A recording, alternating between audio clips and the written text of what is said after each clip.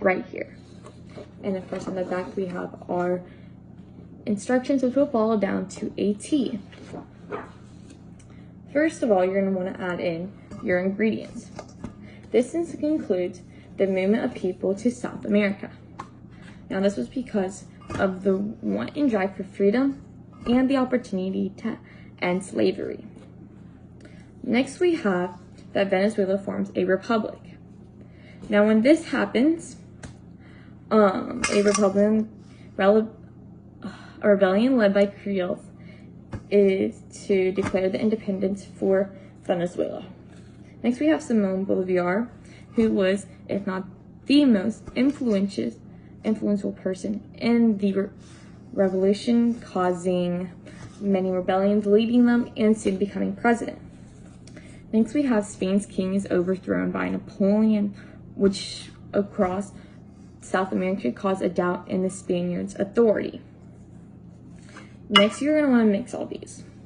Now, when mixing with any recipe, you're going to go through stages of the mixture.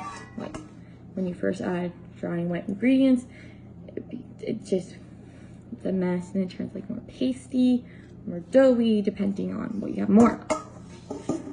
So, of course, the first thing that this mixture turns into is the Battle of Boyacá. Now, when this is a battle led by Simón Bolívar against and defeating royalist forces, which is the first mark of the revolution. Next, we have that the Gran Colombia is established, which consisted of Colombia, Venezuela, and Ecuador. Next, we have that Peru is liberated, which is by an army that was led by Simón Bolívar in the August of 1824.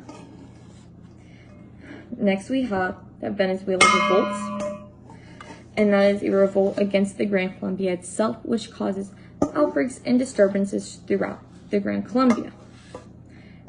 Next, we have that Bolívar assumes dictatorial powers, meaning that he takes up dictatorial powers in the attempt to implement a constitution onto Bolivia and onto Peru. Finally, after mixing all these ingredients, our final is that Venezuela and Ecuador split from the Gran Colombia. Now, when mixing these, you're going to want to dump it onto a nice large pan, as so. Perfect. And now you're going to put this pan in the oven for 6 to 7 cook years.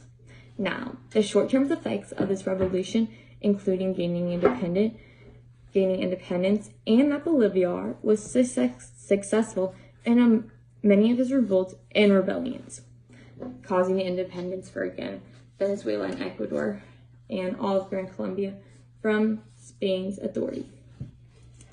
Okay, now here's our final piece. Now, the long-term effects of this revolution were the attempts to rebuild an economy in 18 separate republics throughout.